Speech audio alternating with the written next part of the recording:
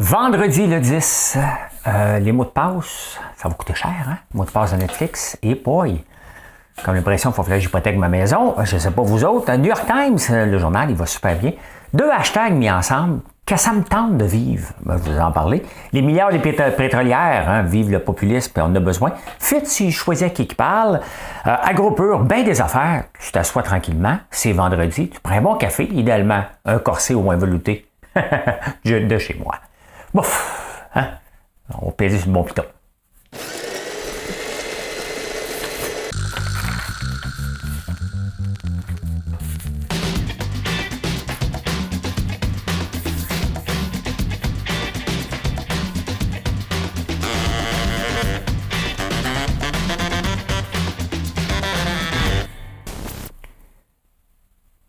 Vous vous en veniez bon dans les énigmes, fait que j'ai décidé de complexifier ça un petit peu. Pas beaucoup, mais basé toujours sur des choses de l'actualité. Fait que je vous donne l'énigme, qui est la charade. Mesdames et messieurs, de LGBTQI+, voici l'énigme du jour. OK, on passe ça. Je suis un leader politique qui a été élu en 2008. Mon nom comporte 7 lettres. Je suis originaire d'un pays situé en Amérique du Nord. Je suis devenu célèbre pour mon discours sur l'espoir. Je suis le premier président afro-américain de mon pays. J'ai été réélu pour un second mandat en 2012. Et je suis souvent associé à des politiques progressistes telles que la réforme de la santé et la lutte contre le changement climatique. Je pense que vous le savez. J'ai dit qu'elle était pour être complexe, mais j'aurais dû arrêter après la première. Après ça, ça a dérapé. Je vous en ai trop donné. Moi, juste me concentrer sur les premiers la prochaine fois.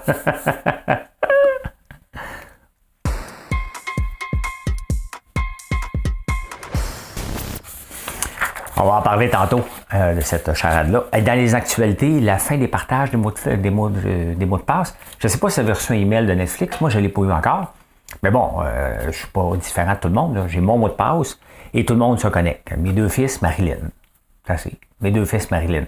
Mais là, hein, avec le premium, je pense que je vais pouvoir en avoir 2. Le reste, là, c'était pas premium. Même à ça, ça va coûter 7,99, donc 8$ par abonné.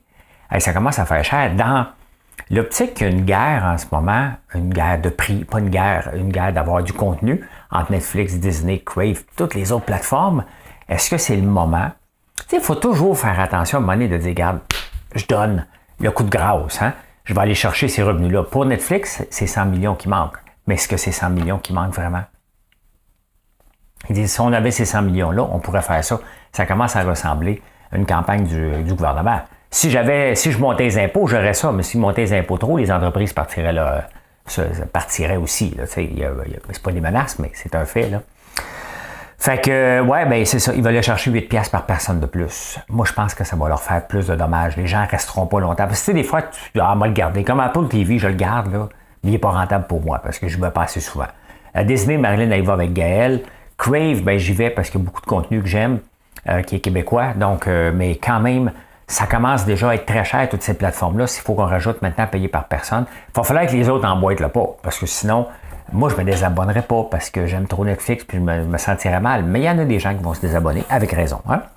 Le New York Times, le Devoir essaie de faire la même chose, la presse aussi, mais le New York Times, ils l'ont vu la vague venir, ça fait longtemps. Hein? Et eux autres, ils ont mis leur journal payant. Et je vais m'abonner, je pense. Ça coûte pas tellement cher, là, je pense, même pas 1$ par mois, je pense. Ça coûte pas cher, mais je me souviens pas. Mais regardez, en 2022, ils ont rajouté 1 million d'abonnés. Ils en ont 9,6 millions d'abonnés payants. Et ils sont capables de faire du contenu exceptionnel. C'est un beau journal. Vous allez me dire, oui, il est aux États-Unis, mais tant mieux.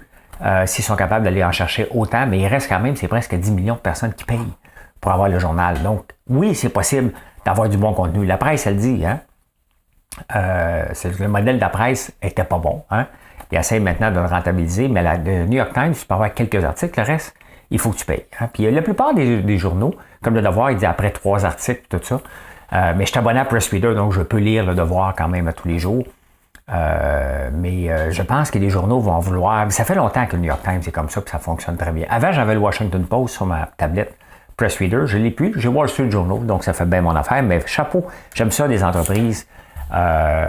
Mais pour ça, pour que ça fonctionne, un peu la même chose, pourquoi on va s'abonner à un ou à l'autre plateforme, Ça prend du bon contenu. C'est toujours ça. Pourquoi vous me suivez sur les réseaux? Puis là, faites attention, là, j'y vais mollo, là, mais je me force de faire du contenu constamment. Hein? Je m'efforce de faire du contenu, de vous divertir, de vous informer.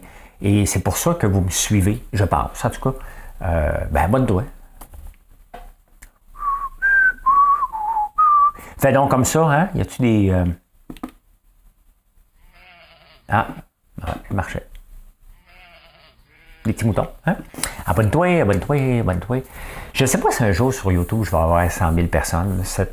Sur Facebook, je pense qu'en 2023, je peux avoir 150 000. Je peux rendre à 140 000. TikTok, je pense être capable d'aller chercher 75 000. Donc, il faut faire du contenu. Il faut en faire, être répétitif et être intéressant. Ben, New York Times, c'est ce qu'ils font. Ils font du bon contenu et les gens payent pour ça, tout simplement. Hein?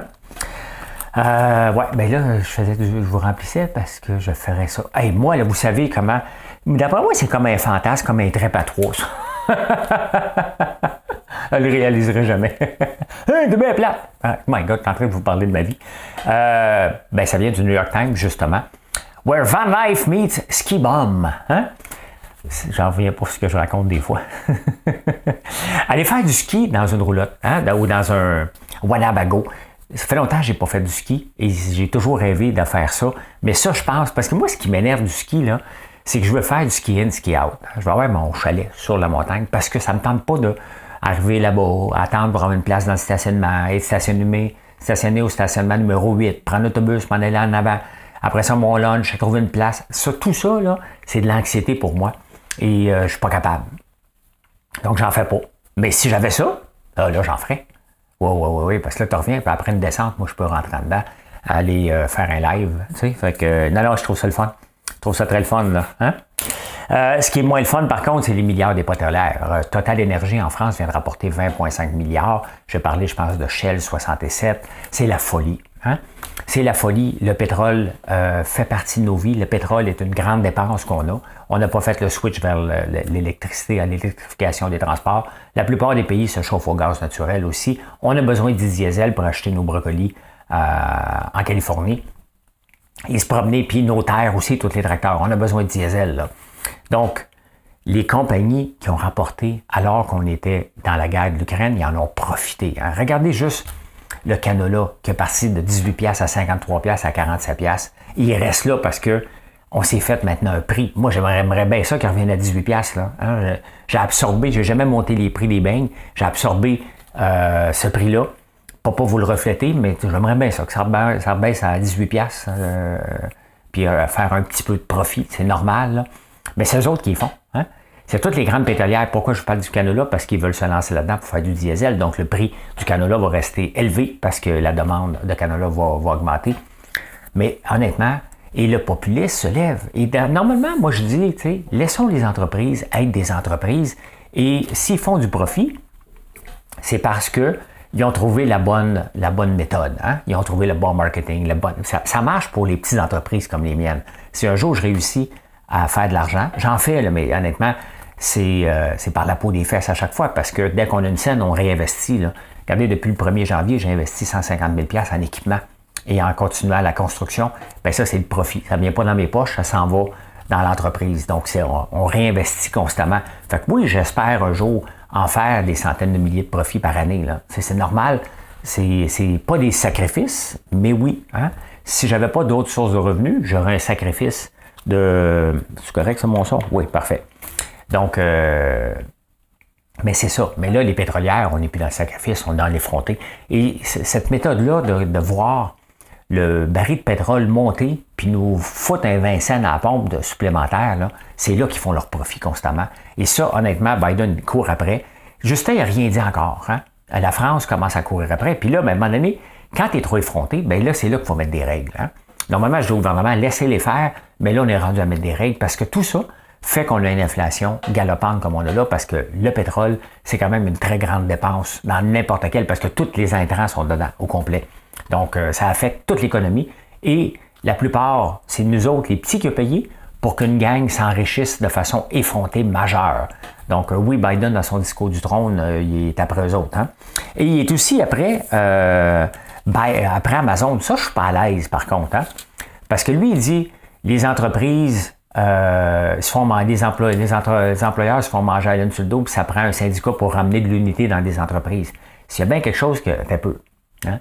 Oui, dans certaines entreprises, il y a des employeurs qui abusent, mais regardez, nous, cette semaine, on a eu la visite de la CSST. Je suis obligé de les laisser rentrer, je ne m'obstine pas. Là. Ici, à Montréal, on dit que la CSST ne peut pas rentrer chez Amazon, elle peut rentrer quand elle veut. Là. Hein? Elle peut mettre ses règles, elle peut mettre ses cadenas n'importe où. Hein? C'est comme ça. Donc, mais d'un côté, est-ce qu'ils demandent de pousser un peu? C'est nous autres. C'est pas Amazon qui pousse ses employés. C'est nous autres, comme acheteurs, qui demandent d'avoir quelque chose une heure après. C'est pas tout à fait ça. Mais ça arrive tellement vite qu'il faut qu'il y ait des gens qui pédalent en fou derrière pour satisfaire notre besoin d'avoir quelque chose le plus rapidement possible pour le dire à tout le monde sur les réseaux sociaux. J'ai commandé aujourd'hui, je l'ai eu même pas 12 heures plus tard. Vous aimez ça, nous autres aussi, quand on est capable de le faire. Je suis fier de le faire. Mais c'est nous autres, comme consommateurs, qui incitent les entreprises à agir comme ça. Il ne faut jamais l'oublier. Là. S'ils poussent leur employé, bien, c'est une question de profitabilité. À un moment donné, à quel moment, à quel montant que le profit, bien, il faut regarder le profit en fonction des employés. Donc, c'est pour ça qu'il faut laisser la libre entreprise. Là. Mais que Biden dit qu'il va courir après Amazon, qui Amazon, quand même, est un grand employeur aux États-Unis, c'est un peu effronté. Ça serait très mal vu que Justin Trudeau fasse la même chose ici. Ça va au Québec.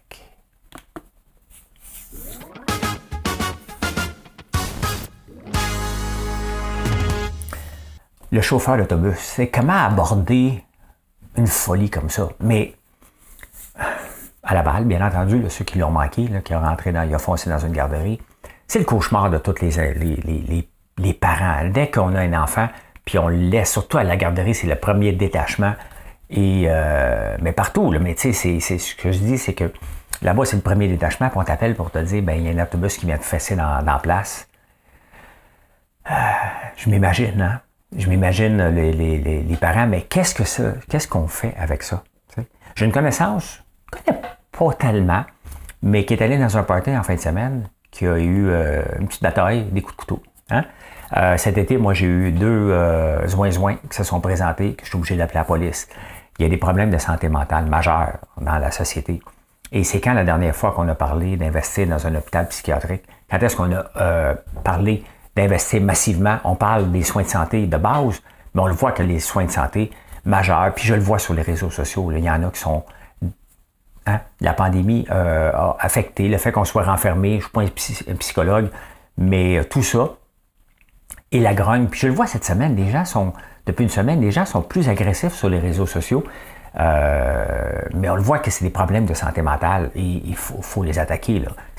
C'est comme la goutte qui a fait déborder le vase. Déjà, n'importe quoi, mais ça, un chauffeur de la STL qui prend son autobus pour fesser dans une garderie, ça me dépasse. C'est tellement gros, c'est tellement monstrueux qu'on n'en revient pas, tout simplement. Hein?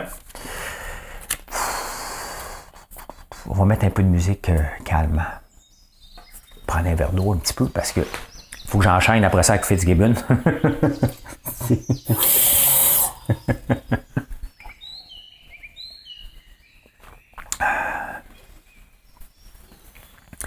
Bon.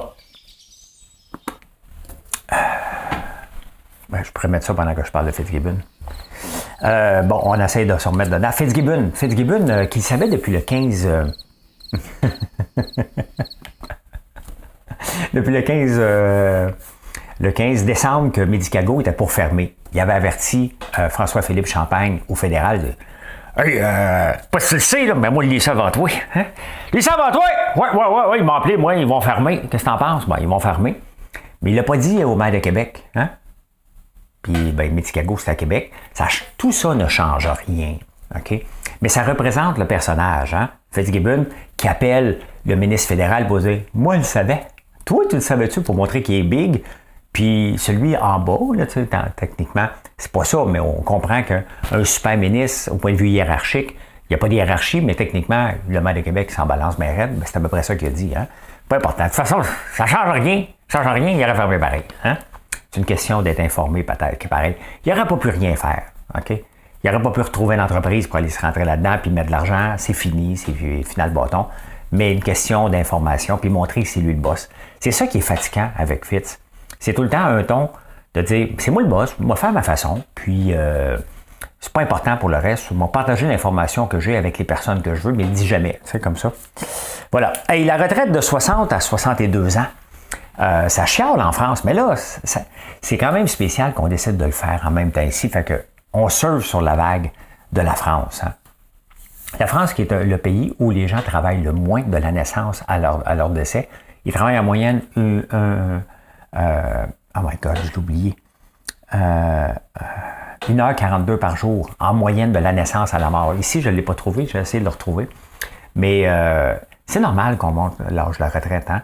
On vieillit de plus en plus vieux. Et les fonds d'indexation, à un moment donné, vont péter. C'est mieux d'en avoir plus. Puis de toute façon, vous prenez votre retraite pour vous rappeler, pour vous le ramener. Hein? Donc, est-ce que c'est possible? Techniquement, on est plus en forme qu'avant. Tu sais, avant, il ne faut pas oublier là, que l'âge de retraite a été mis quand c'était à 65 ans. L'espérance de vie était 67. Donc, vraiment, on te prenait de la retraite pour dire, va-t'en chez vous, va finir tes 2 dernières années dans une chaise berçante, puis la vie est belle.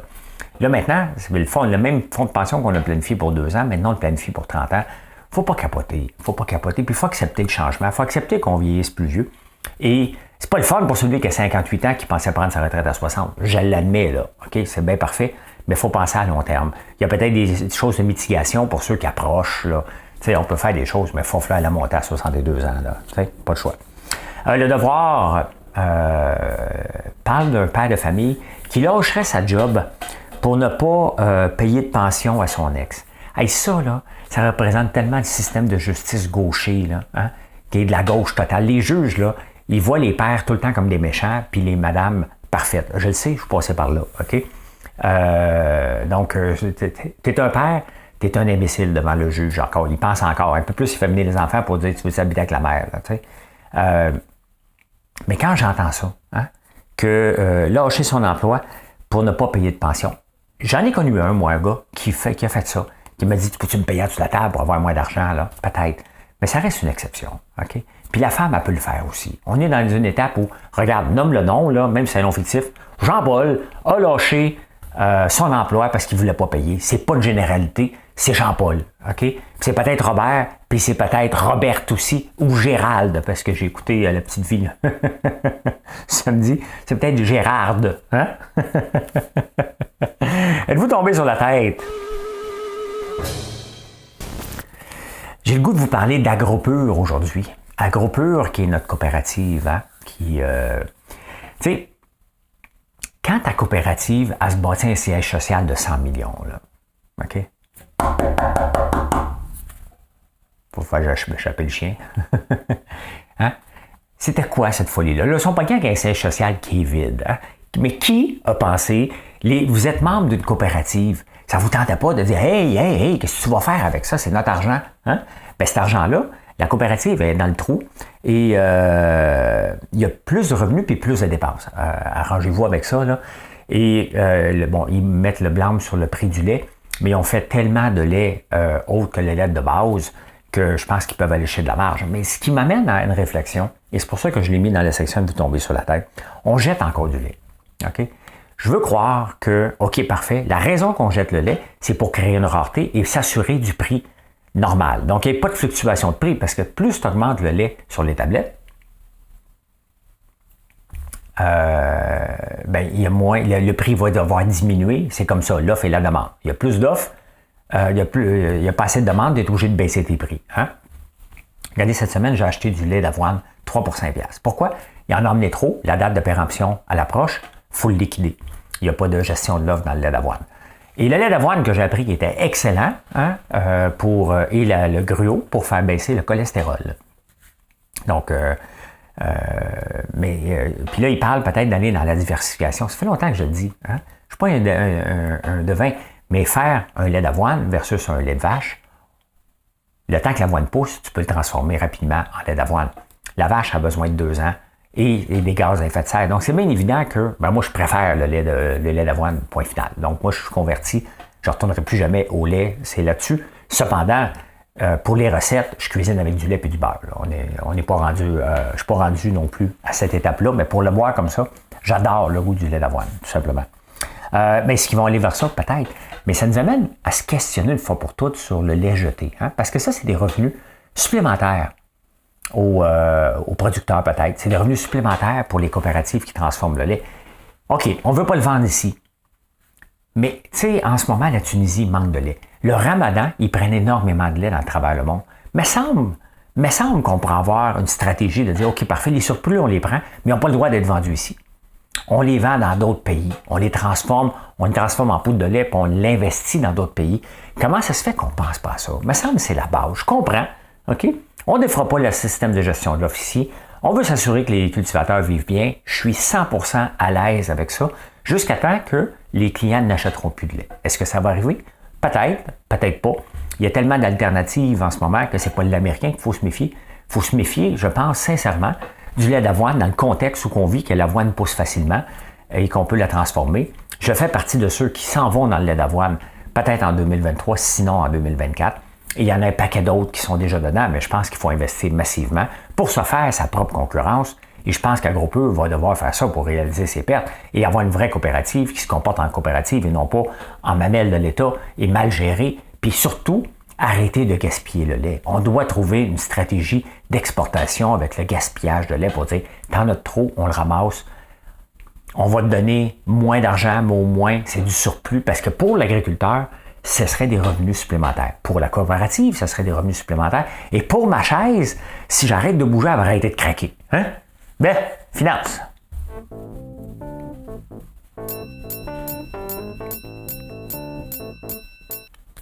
Je ne sais pas si Disney va vouloir avoir lui aussi plusieurs mots de passe, mais ils ont rapporté des chiffres exceptionnels. Ils ont perdu 2,4 millions d'abonnés. Netflix en avait gagné, donc je pense qu'il y a des vases communicants à un moment donné. Hein. Il y a des bonnes séries sur Netflix, les gens s'en vont sur Netflix. Oups, il y a quelque chose de majeur sur Disney. Je pense que les gens choisissent, parce que c'est pas tout le monde qui peut se permettre toute la gang. Donc, selon les grands mouvements de films ou des grandes sorties, j'ai comme l'impression que les gens se placent un peu partout. Mais Disney va couper 7000 personnes. Donc, dès qu'une entreprise dit qu'elle va couper, le titre explose. Mais surtout, ils ont rapporté 99 cents au lieu de 77 prévus. Donc ça fait exploser le titre. Et, toujours intéressant, parce que Disney s'est reviré. Là, au début de la pandémie, ils ont lancé Disney+, là, c'était pas un peu avant la pandémie ou pendant la pandémie. Et aujourd'hui, il est devenu le streaming le plus important, où là, peut-être qu'ils ont perdu la tête devant Netflix, mais c'est vraiment 1 et 2. Ça n'a pas pris tant, 3 ans, ce que Netflix a pris des années à faire. Mais ça, c'est encore là le contenu, tout simplement. Hein? Hécatombe dans les prêts apportés. Je lisais les journaux français, puis ils parlent beaucoup de grandes enseignes. Puis cette semaine, je vous en ai parlé d'une, Yuki, qui fait une GoFundMe. Puis ici, on a Bisou qui est tombé. Mais là, on va le voir. Là, on rentre dans la période que, surtout la Guinée, puis la Guinée, on se comprend, là, tu sais, à un moment donné, c'est parce que c'est soit que tu achètes des grosses marques. Hein? Et comme Louis Vuitton. Louis Vuitton, qui va super bien à la bourse. Louis Vuitton, en 2021, avant la pandémie, 8 milliards de chiffre d'affaires. Pendant la pandémie de la première année, un petit peu moins. 2021, 12 milliards de chiffre d'affaires, 14 milliards après. Là, le Français capote aussi là-dessus. Hein? Mais ça, c'est du luxe. C'est des riches qui s'achètent de l'argent. Donc, ils ont payé des impôts là-dessus, puis ils refont rouler l'économie. Et Louis Vuitton, c'est quand même un très gros groupe. Moi, j'ai pas de problème avec le luxe. Okay, dépenser. Le pétrole, j'ai un autre problème. Le luxe, ça appartient pas à personne. Que Bernard Arnault soit le plus riche, il est plus riche parce qu'il a bâti une maudite belle entreprise et qu'il a acheté. Là. Mais très, très intéressant. Il y a un documentaire sur YouTube que j'ai écouté là-dessus. En m'entraînant. C'est ce que je fais en m'entraînant. Donc, au lieu d'écouter du tchikaboum, moi, j'écoute des biographies. J'apprends constamment. Hein? Autant, là, j'écoute beaucoup de parfums parce qu'on est dans le parfum maintenant puis on se lance de plus en plus là-dedans. Donc, c'est toujours le fun d'apprendre. Puis même Louis Vuitton, comment c'est venu au monde? Ça a fait 3 fois faillite, Louis Vuitton, avant de devenir ce que c'est devenu. Puis toutes ces entreprises-là de parfums, souvent, sont parties de rien, mais absolument rien. Là. Donc, c'est ça qui m'intéresse parce que je parle de rien tout le temps, moi. Hein? Donc là, on voit l'effet des entreprises zombies que je vous ai parlé régulièrement. Là, on rentre là-dedans. Là, en France, ça pète beaucoup. Ici, on va en voir de plus en plus. Les entreprises zombies, c'est ceux qui étaient supposés fermer au courant des années, qui survivaient. Arrive la pandémie, l'argent du gouvernement, partout à travers le monde, c'est pas juste ici. On fait un bout de chemin avec ça, et là, après ça, ils n'ont plus d'argent. Et ça ferme parce que les clients n'étaient plus au rendez-vous, parce que le message ne passait pas. David City est, selon moi, une entreprise qui vit sur du temps emprunté. C'est la même gang que le Château. Le Château a perdu de l'argent pendant 10 ans avant de fermer. David City perd encore de l'argent, puis il continue encore. Les revenus descendent de plus en plus. J'en reviens pas de cette entreprise-là. Hein?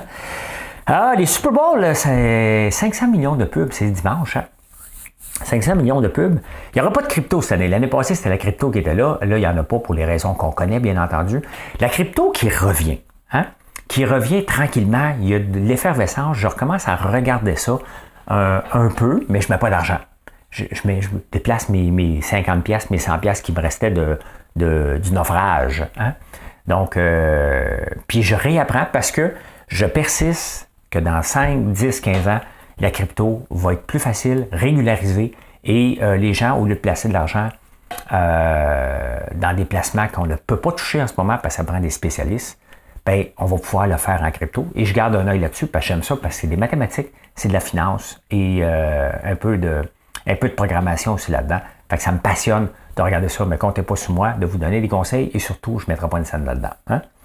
Revenons au Super Bowl. Donc, ça va. Avant, c'était Budweiser qui avait le monopole des pubs sur l'alcool. Maintenant, ils ont dit non, on ne veut plus avoir le monopole. Et là, il va en avoir un paquet. Il va y avoir Crown, que je vais acheter des barils, hein, justement, pour mettre du sirop dedans. Il faut que je m'occupe de ça. Il va y en avoir un paquet. Donc, dimanche, c'est des pubs sur l'alcool. Au moment où on sort une étude que l'alcool n'est pas si bon que ça pour la santé. Hein? On s'en va des insolites.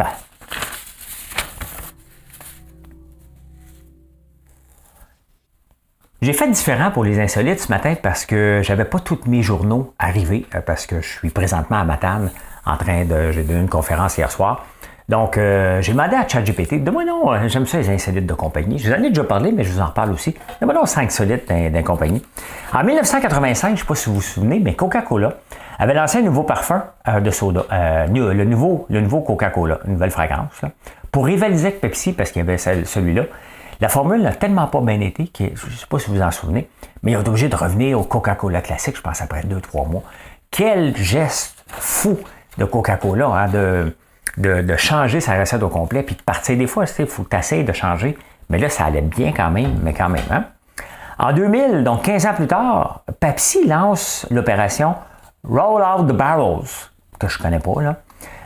Sauf que le nom ressemblait à une expression qui s'appelle Roll Out the Barrels avec un S, qui était utilisée pour annoncer la mort d'un prisonnier de guerre. Donc, ils ont fait une pub sans le savoir qui c'est une expression pour les prisonniers de guerre, quand même. Hein? Et en 2006, j'en ai déjà parlé, un fabricant de jouets a lancé un produit appelé Baby Oui Oui, qui était censé être un poupon qui urinait. C'est tellement manqué de goût qu'il est obligé. On parle de grandes entreprises. Je pense que c'est Mattel qui avait fait ça. OK? C'est pas des petites entreprises. Regarde, je vais te parler de Coca-Cola, Pepsi. Là, je parle de Mattel. Je pense que c'est eux autres. En 2007, il y a un fabricant de brosses à dents électrique qui a lancé une brosse à dents qui chantait une chanson et incitait les enfants à se brosser les dents. La chanson était tellement mauvaise qu'ils ont pensé peut-être que c'était François Lambert qui chantait l'oiseau. Et l'oiseau,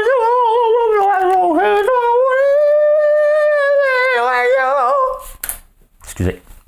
Ça fait pas longtemps, hein? Samsung, il y avait des gens qui avaient acheté la montre Galaxy Gear, une montre intelligente qui n'était pas finalement assez intelligente, qui n'avait pas tellement d'intelligence artificielle, fait que le monde coûtait tellement cher qu'ils ont obligé de la retirer du marché. Quand même, Samsung, là, une des plus grosses entreprises dans le monde. Là. Fait que, voilà. Hein? Pensée du jour.